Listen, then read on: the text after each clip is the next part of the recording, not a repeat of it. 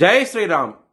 2022 నుంచి 2025 అక్టోబర్ వరకు మొత్తం 19 ప్రెడిక్షన్స్ అనేవి నేను చెప్పినట్టు జరిగినాయి.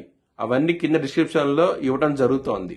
జూన్ 7వ తారీఖున 2025 సంవత్సరంలో ఆఫ్ఘనిస్తాన్కి పాకిస్తాన్కి యుద్ధం వస్తుందని చెప్పడం జరిగింది. అక్టోబర్ 8వ తారీఖున ఆఫ్ఘనిస్తాన్కి పాకిస్తాన్కి యుద్ధం వచ్చింది. ఈ లింక్ అనేది కింద డిస్క్రిప్షన్లో ఇస్తున్నాను. మేషరాశికి అధిపతి కుజుడు. మేషరాశిలో భరణి 4 పాదాలు, అశ్విని 4 పాదాలు, కృత్తిక 1వ పాదం ఉంటది. ఈ నక్షత్రం వాళ్ళందరికీ నేను చెప్పే వార ఫలితాలు వర్తిస్తాయి. ఈ వారంలో మేషరాశి వారికి లాభస్థానంలో రాహు మాత్రమే యోగిస్తున్నారు. మిగతా గ్రహాలు వ్యతిరేకత ఫలితాలు ఉన్నాయి.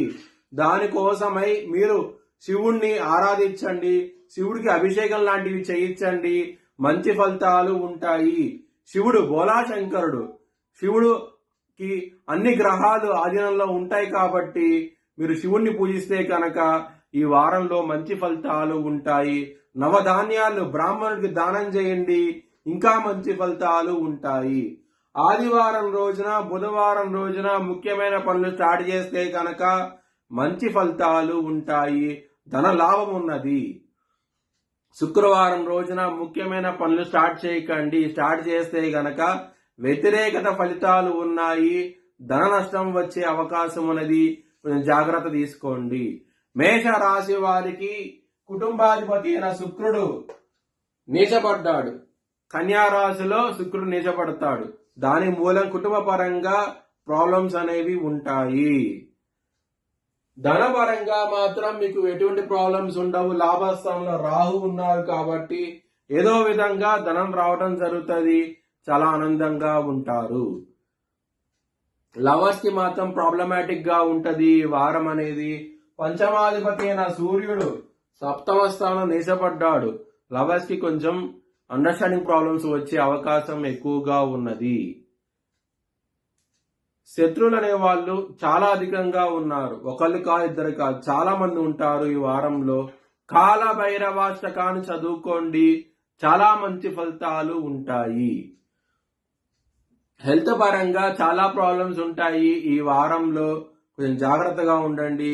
సూర్యుడు నీచపడ్డాడు. 6వ స్థానంలో శుక్రుడు నీచపడ్డాడు. దీని మూలంగా అష్టమాధిపతి 7వ స్థానంలో ఉన్నారు. సో దీని మూలంగా మీకు హెల్త్ పరంగా ప్రాబ్లమ్స్ ఉంటాయి.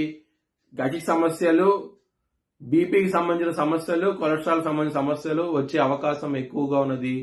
విష్ణు సహస్రం పారాయణం చేయండి, మంచి ఫలితాలు ఉంటాయి. మ్యారేజ్ పరంగా చాలా ప్రాబ్లమ్స్ ఉన్నాయి.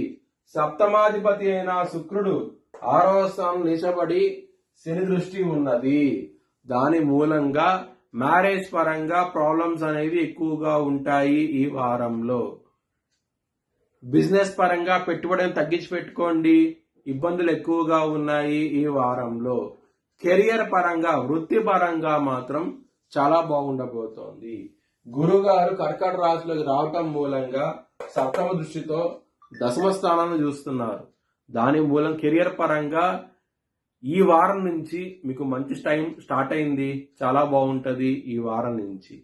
ఇక్కడ 12వ స్థానంలో శని ఉన్నారు. ఎలినాటి శని ఉన్నది. కొంచెం జాగ్రత్తగా ఉండండి. శనివారం పూట శనికి తైలాభిషేకం లాంటివి చేయించండి, మంచి ఫలితాలు ఉంటాయి. గురువు గారి దృష్టి శని మీద ఉన్నది కాబట్టి కొంచెం ఏలినాటి శని అనేది తగ్గటం జరుగుతుంది. గురువు గారు మంచి దృష్టి ఉన్నది కాబట్టి.